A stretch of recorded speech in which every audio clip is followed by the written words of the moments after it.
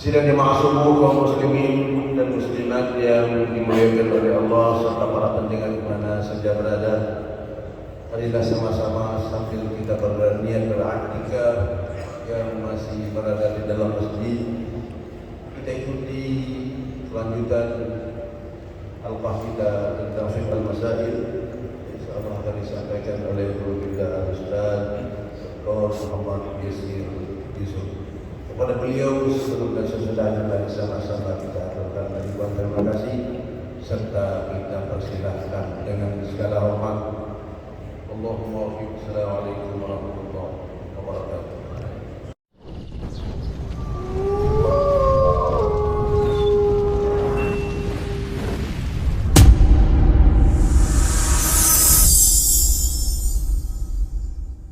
Kita semua subuh ini kita hadir di Masjid Raya Baitur Rahman dalam rangka melakukan sholat subuh berjamaah. Alhamdulillah, Duyufur Rahman pun berkumpul di masjid ini pada pagi ini. Kita saling berdoa semoga semua amal ibadah kita diterima. Duyufur Rahman yang akan berangkat ke tanah suci dimudahkan oleh Allah Subhanahu wa taala, mendapatkan haji yang mabrur, kembali lagi kepada Aceh dalam keadaan sehat walafiat. Salawat dan salam kita saling mensucikan kemampuan junjungan kita baginda dan besar Muhammad sallallahu alaihi wasallam, Rasul yang menjadi uswah dan qudwah bagi kita semua. Kaum muslimin sidang jamaah salat subuh yang dimuliakan oleh Allah Subhanahu wa taala, para pendengar di Baitur Rahman, di RRI yang dimuliakan Allah. Pada subuh ini kita akan melanjutkan pembahasan Rabu yang lalu di mana kita mengangkat surah Quraisy ayat 1 sampai 4 terkait dengan bagaimana sikap suku Quraisy dalam menghadapi perubahan yang diberikan atau yang diajak oleh Rasulullah SAW untuk menerima hidayah Islam. Jemaah yang dimuliakan oleh Allah, pada pagi ini kita akan lanjutkan terkait pro dan kontra revisi Qanun Lembaga Keuangan Syariah di Aceh. Jemaah yang dimuliakan oleh Allah Subhanahu wa taala, dalam 2 hari ini kita melihat berbagai tanggapan di media cetak ataupun di media elektronik.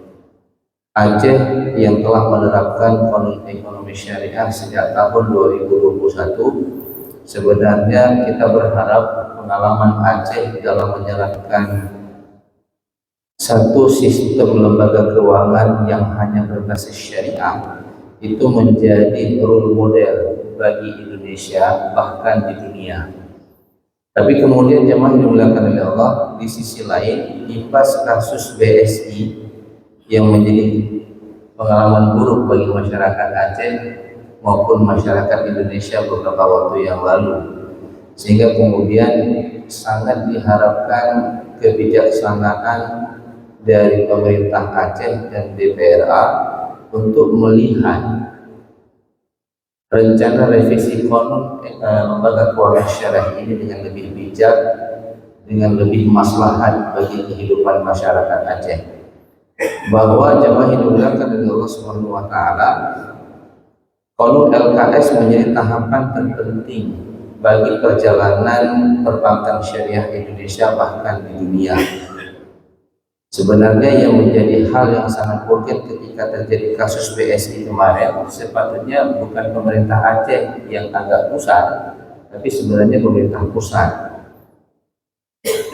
perlu melakukan konsolidasi ataupun mengevaluasi kembali penggabungan Bank BUMN, Bank Umum BUMN, Badan Umum Milik Negara, di mana BSI ini bahagian dari BUMN. Karena ketika dia bermasalah, sistemik dampaknya dan di Aceh sangat terasa. Nah, apa yang terjadi kemudian?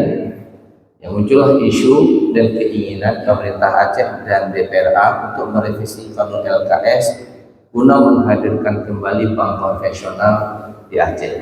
Nah, jemaah yang dimuliakan oleh Allah Subhanahu wa taala, pada subuh ini kita akan memberikan pemahaman ataupun literasi. Apa landasan mendasar penerapan ekonomi syariah di Aceh? Ini dulu kita pahami. Yang pertama, jemaah yang dimuliakan oleh Allah, Aceh ini sebagai daerah yang dikenal sebutan Islami Mekah. Kehidupan masyarakat Aceh dari dulu itu sudah terpola dengan tata nilai yang dibangun dari nilai-nilai Islam, sehingga jemaah yang dimuliakan oleh Allah, ada gium yang menyebutkan bahwa adat dan hukum lagi zat dan sifat. Yang dimaksud di sini adalah hukum Islam, tidak bisa dipisahkan antara zat dan sifat zat. Dia bercampur, berpadu, bersatu, sehingga tata kelola kehidupan masyarakat Aceh dari sisi adat dan budaya itu sangat dipengaruhi oleh nilai-nilai Islam. Ini kemudian merealisasikan firman Allah, ya ayyuhalladzina amanu dukhulu fis-silmi kafah. Artinya keinginan masyarakat Aceh untuk masuk dalam kehidupan, untuk menerapkan Islam itu secara sempurna dalam berbagai sisi kehidupan, termasuk dalam bab muamalah, bukan hanya dalam bab ibadah. Jadi perlu kita tegaskan bahwa masyarakat Aceh yang hari ini sudah terbiasa dengan nilai-nilai Islam, nilai-nilai Islam itu sudah menjadi adat dan budaya yang tertanam dalam kehidupan masyarakat Aceh. Maka ketika kemudian ada keinginan mengembalikan lembaga konvensional yang mempraktekkan bunga, maka sebenarnya ini bertentangan dengan filosofis dasar kehidupan masyarakat Aceh. Itu yang pertama. Yang kedua, prinsip ini kemudian juga yang dimuliakan oleh Allah Subhanahu wa taala dijadikan konsideran dalam Undang-Undang Pemerintahan Aceh nomor 11 tahun 2006. Saya sengaja membawa undang-undangnya untuk saya bacakan supaya kita paham. Dalam pertimbangan huruf C disebutkan bahwa ketahanan dan daya juang tinggi tersebut bersumber dari pandangan hidup yang berlandaskan syariat Islam, yang melahirkan budaya Islam yang kuat, sehingga Aceh menjadi daerah modal bagi perjuangan dalam merebut dan mempertahankan kemerdekaan negara kesatuan Republik Indonesia.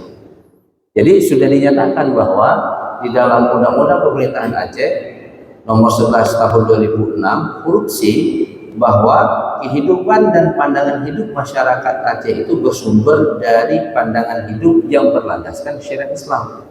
Jadi sebenarnya nanti kesimpulan sederhana, kalau Qanun LKS ini ingin diubah dengan konsentrasi mengembalikan Bank Konven ke Aceh, sebenarnya bukan konunnya diubah, undang-undang pemerintahan Acehnya yang diubah, karena konun itu adalah turunan daripada undang-undang. Nah, kita lihat kemudian di dalam konun ini yang ketiga, Qanun Aceh nomor 8 tahun 2014 tentang pokok-pokok syariat Islam, pasal 20 ayat 1 menegaskan bahwa setiap orang yang beragama Islam yang berada di Aceh harus menjalankan muamalah sesuai dengan tuntunan syariat Islam. Pada ayat 3-nya ditambahkan dengan lebih jelas bahwa pelaksanaan bidang muamalah di Aceh harus bebas dari mesir, judi, gharar, tadlis, spekulasi, monopoli, dan riba. Artinya tidak ada ruang kebebasan yang diberikan oleh Qanun bagi masyarakat muslim yang tinggal di Aceh dan beragama Islam untuk memilih menggunakan lembaga keuangan konven atau lembaga keuangan syariah, apalagi kemudian diberikan pilihan mau masuk neraka atau masuk surga. Artinya apa? Di sini pemerintah Aceh harus berupaya supaya semua kegiatan muamalah yang terjadi di Aceh menggunakan lembaga keuangan syariah. Dan sudah disepakati oleh Majelis Ulama Indonesia tahun 2004 bahwa bunga bank itu adalah riba, artinya bertentangan dengan syariah. Maka bagi pemerintah Aceh ketika kemudian ingin menerapkan lembaga keuangan yang ada di Aceh, maka yang diterapkan adalah lembaga keuangan syariah yang bebas daripada riba.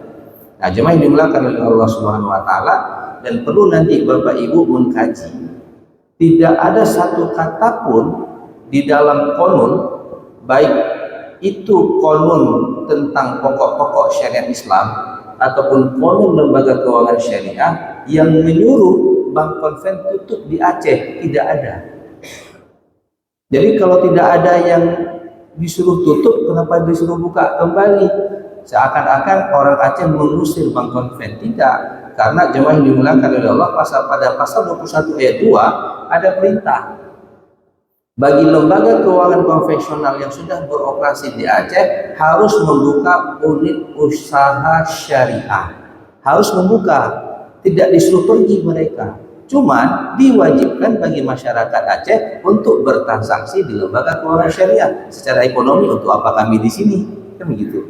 Tapi tidak disuruh pindah. Kalau Anda ingin keluar silakan saja. Kebijakan mereka keluar dari Aceh itu bukan karena perintah konun. Maka jemaah yang dimuliakan oleh Allah Subhanahu wa taala merevisi konun untuk kemudian menghadirkan lembaga konvensional di Aceh, ini adalah langkah mundur yang itu kemudian akan berat pertanggungjawabannya di yaumil kiamah di hadapan Allah Subhanahu wa taala. Maka jemaah yang dimuliakan oleh Allah Subhanahu wa taala, bagaimana kemudian saya secara pribadi ketika ada beberapa WA sejak kemarin masuk, itu ditanya bagaimana pendapat Ustadz terhadap revisi Qanun LKS. Jemaah yang dimuliakan oleh Allah Subhanahu wa taala, saya sepakat dengan revisi Qanun lembaga keuangan syariah. Ada beberapa sebab. Pertama, dari perjalanan Qanun LKS sejak tahun 2021 ada kelemahan di sana sini. Dan Qanun ini kan produk ijtihad dari masyarakat Aceh, representasinya ya dari pemerintah, dari DPR, tim ahli, dan juga sudah di FGD-kan, di RDPU-kan di berbagai tempat termasuk di Jakarta. Ini produk ijtihadi namanya. Artinya dia bukan tidak sama kedudukannya seperti Quran. Kita coba menafsirkan, ada kelemahan, ada kekurangan di sana. Saya kasih contoh. Bagi masyarakat pertanian, para petani, ini ada kendala Pak. Selama ini mereka mendapatkan asuransi pertanian untuk padi dan ternak. Ketika Qanun ini diterapkan, jemaah yang dimuliakan oleh Allah, lembaga konvensional yang menjalankan ini adalah asuransi konven yang dia merupakan BUMN. Maka otomatis ketika Qanun ini berlaku, lembaga ini berangkat Pak, keluar dari Aceh pindah ke Medan. Sedangkan asuransi pertanian ini datangnya dari dana Kementerian Pertanian yang diberikan untuk para petani di Aceh yang apabila mereka kemudian gagal panen disebabkan oleh beberapa masalah, apakah banjir, apakah serangan hama, maka akan di-cover kebutuhan mereka oleh lembaga asuransi ini dengan uang pertanggungan. Satu hektar itu 6 juta. Artinya kalau mereka gagal panen, maka pada masa tanam berikutnya petani masih bisa untuk berupaya menghidupkan lahan mereka. Sudah 2 tahun 2021, 2022 masuk 2023, tidak ada lembaga keuangan syariah ataupun asuransi syariah yang bisa menggantikan kedudukan asuransi konven yang keluar dari Aceh. Apa yang terjadi? Petani kita menjerit Pak. Artinya kalau mereka ada klaim asuransi, mereka harus berangkat ke Medan. Berapa biaya yang mereka harus keluarkan? Transportasi, penginapan, dan seterusnya. Ini ada kendala. Nah, disinilah kemudian pemerintah dengan kewenangan dan kekuasaan yang mereka miliki sepatutnya bisa mendorong untuk lembaga keuangan syariah, apakah bank ataupun non-bank, itu mengeluarkan produk-produk yang dibutuhkan oleh masyarakat kita. Jadi didorong OJK, Otoritas Jasa Keuangan sebagai regulator, juga harus mendorong supaya instrumen ini ada bagi menyempurnakan kebutuhan dan kemaslahatan bagi masyarakat Aceh. Maka jemaah yang dimuliakan oleh Allah Subhanahu wa taala, nah adapun kemudian ketika problem terjadi di lembaga keuangan syariah yang kita rasakan oleh masyarakat kita, misalnya pelayanannya tidak maksimal, yang kedua security-nya tidak aman, yang ketiga produknya nggak banyak pilihan, maka di sini ada kewajiban. Pertama, lembaga keuangan syariah yang diberikan ruang gerak yang sangat luas di Aceh, mereka harus berpikir cepat untuk melahirkan produk-produk bagi memenuhi kebutuhan masyarakat Aceh. Disinilah kemudian juga pemerintah yang punya kewenangan bisa menekan untuk supaya produk itu dipercepat, sehingga kemudian ketika lembaga konven ini keluar, kebutuhan masyarakat Aceh tetap terpenuhi. Tapi perjalanannya kan tidak mudah. Dia punya tahapan demi tahapan yang harus dilakukan. Nah, maka jemaah yang dimuliakan oleh Allah Subhanahu wa taala, disinilah kemudian dituntut kesabaran kita sebagai seorang muslim karena kita ingin mempraktekkan nilai-nilai Islam secara sempurna, bukan hanya di dalam masalah ibadah, tapi juga kemudian di dalam bab muamalah. Nah, jemaah yang dimuliakan oleh Allah, kegagalan lembaga keuangan syariah memberikan pelayanan yang terbaik, kalau bahasa sederhananya, ya jangan sombong kali lah, karena dia pemain single di Aceh, akhirnya karena nggak ada pilihan dia suka-suka, dia arogan. Nggak boleh. Kenapa? Masalah mereka, gagalnya mereka, jeleknya mereka, itu reputasi yang dipertaruhkan adalah reputasi syariah. Padahal mereka yang salah, tapi reputasi syariah yang dikatakan, lihat itu bank syariah, ternyata tidak syariah. Syariahnya, lihat itu gara-gara bank syariah yang ada di Aceh tidak ada bank konven, Aceh miskin. Syariahnya juga yang dipermasalahkan. Nauzubillah kalau kemudian orang di luar Aceh kemudian mengatakan ternyata model bank syariah tidak bisa mensejahterakan, ujung-ujungnya syariat Islam tidak cocok untuk diterapkan dalam kehidupan masyarakat. Jadi syariah yang dibuli. Nah, kan jemaah yang dimuliakan oleh Allah Subhanahu wa taala, saya kadang-kadang ngelihat ngetrennya nih Pak, bergeser Pak. Dulu orang mengkritik syariat Islam, dia bilang ini, syariat Islam itu tidak berjalan di Aceh. Jadi produk hukum syariat Islam sudah ada, itu legal secara konstitusi negara, tapi kemudian tidak dijalankan, itu dikritik. Berarti tinggal sebenarnya kita jalankan, produknya sudah ada. Nah sekarang konunnya dirusak gitu maksudnya. Bukan penerapannya, konunnya dibuang. Jadi kalau kita tidak serius Pak, ya, saya takut Islami Mekah itu diangkat dari Aceh. Tidak ada lagi orang mengidentikan bahwa Aceh itu sama dengan syariat Islam. Kenapa? Bukan hanya kita tidak menjalankan amanat undang-undang, hari ini konun pun kemudian diminta untuk diubah. Nanti konun LKS diubah, konun produk-produk ini diubah, konun jinat berubah. Maka kita mundur Pak. Sebagai seorang muslim kita dituntut secara bertahap untuk menjalankan Islam secara sempurna. Jemaah yang dimuliakan oleh Allah, maka yang terakhir saya ingin menyampaikan kepada jemaah yang dimuliakan oleh Allah Subhanahu wa taala, para pendengar Radio Baitur Rahman, Radio RRI yang dimuliakan oleh Allah Subhanahu wa taala, bahwa perubahan ke arah yang lebih baik dan sesuai dengan nilai-nilai syariah itu butuh kesabaran dan keteguhan. Jadi tidak mudah Pak untuk merubah mindset kita yang selama ini terlibat dengan konven, lalu kita masuk ke syariah, lalu kita jalankan. Itu bukan sesuatu yang mudah, butuh kesabaran dan keteguhan, dan di situ ada ujian keimanan. Maka Allah katakan, ya ayyuhalladzina amanu dukhulu fi silmi kafah, wahai orang-orang yang beriman, masuk ke dalam Islam secara sempurna. Yang dipanggil orang beriman bukan orang muslim.